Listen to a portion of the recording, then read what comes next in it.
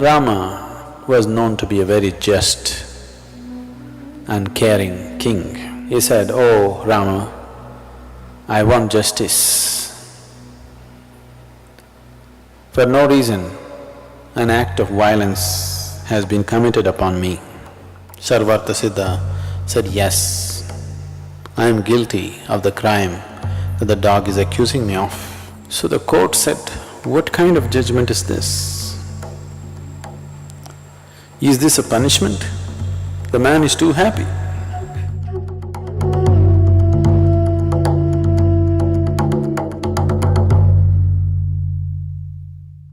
Rama was known to be a very just and caring king. Every day he sat in his court trying to solve people's problems. So that day, towards the end of the evening, towards the end of the day when he's to wind up the activities of the court, when he had finished dealing with all the people, he told his brother Lakshmana, who was deeply dedicated to Rama, to go out and see in the yard if there's anybody else waiting. Lakshmana went out, looked around, came back and said, "There's nobody else. We're done with today's business." Rama said, "Go and see, there may be somebody." It was a little unusual thing, he had just seen and come. Once again he says, "Go and see." So Lakshmana again went and looked around, there was nobody. He was just about to come in.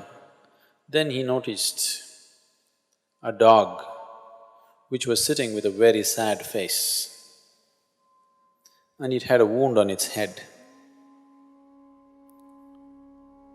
Then he looked at the dog and asked the dog, "Are you waiting for something?"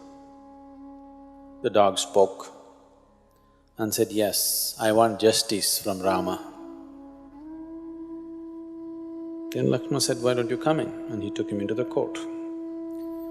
The dog came, bowed down to Rama and spoke.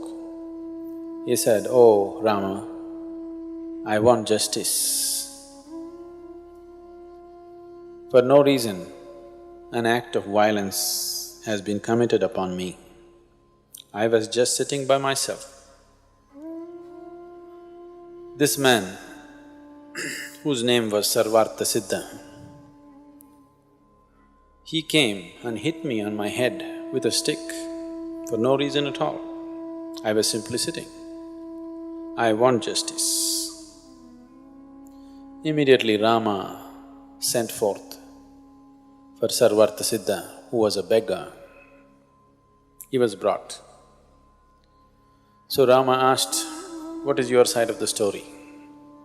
Here this dog says, "You hit him without any reason." Sarvartha Siddha said, "Yes, I am guilty of the crime that the dog is accusing me of. I was overtaken by hunger, I was angry, I was frustrated. This dog was sitting in my way, so simply for no reason, out of my frustration and anger, I hit this dog on its head. Whatever punishment you want to give, please give me." Then Rama put this forth to his ministers and courtiers. He said, "What is the punishment that you deem for this beggar?" They all thought about it and they said, "Wait a minute. This is a very complicated case. First of all, this is a case where a human being and a dog are involved. So all the laws that we normally know are somehow not applicable. So, it is being the king, it is your prerogative to come up with a judgment." Rama asked the dog, "What do you say? Do you have any suggestion?" The dog said, "Yes, I have an appropriate punishment for this man." "What is it? You speak out." So the dog said, "Make him the chief monk of Kalinjar monastery."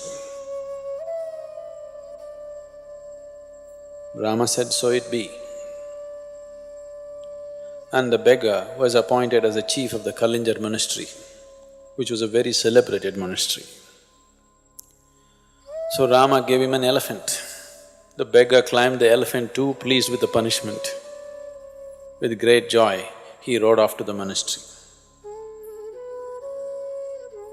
So the court said, what kind of judgment is this? Is this a punishment? The man is too happy. Then Rama asked the dog, why don't you explain it? The dog said, in my previous life, I was the chief monk of the Kalinjar monastery.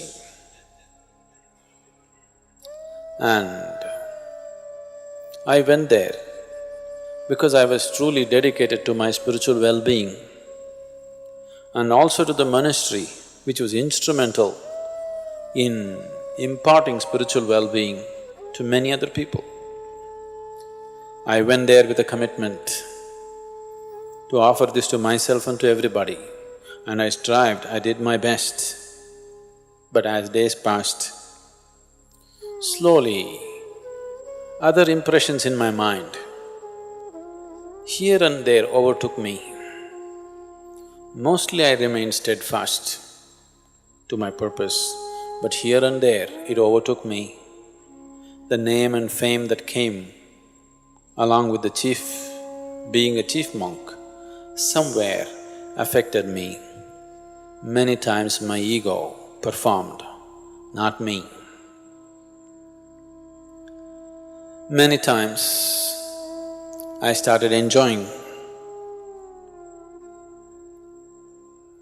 the simple recognition by the people as to who I was.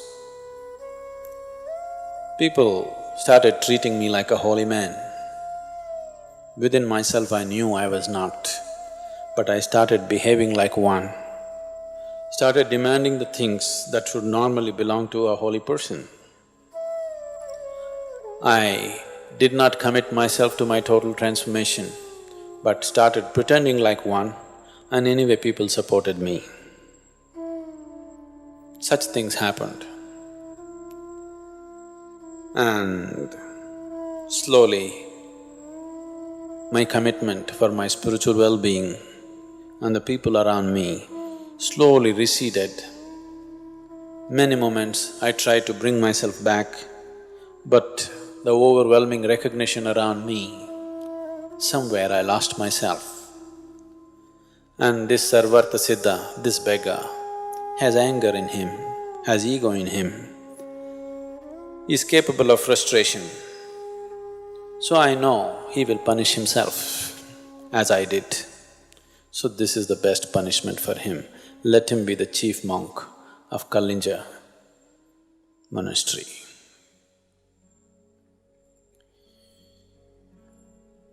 People bring enormous amount of punishment upon themselves, pain and suffering upon themselves.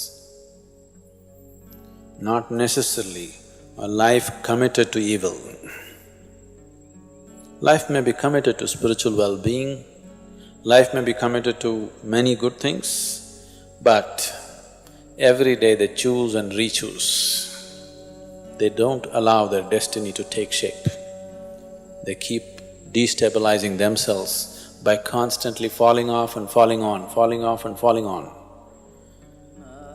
They will bring enormous trouble to themselves. Not because there's anything evil about them, simply because they don't allow life to form itself. It is like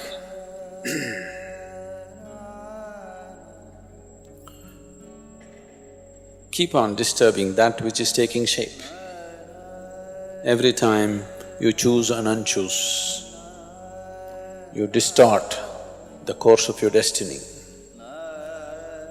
Lot of sadhana, lot of things. Today, if you face a frustrating situation, no situation is frustrating. If some situation you see and you get frustrated, then you unchoose from the path that you have taken. Tomorrow morning again you're on. But by unchoosing yourself for a few hours, you have destabilized the formation of your destiny, the course of your destiny. A determined mind, a mind whose determination, a mind whose choice is permanent. Once you make a choice, you make yourself choiceless. Such a mind will allow the destiny to flow the way you have chosen.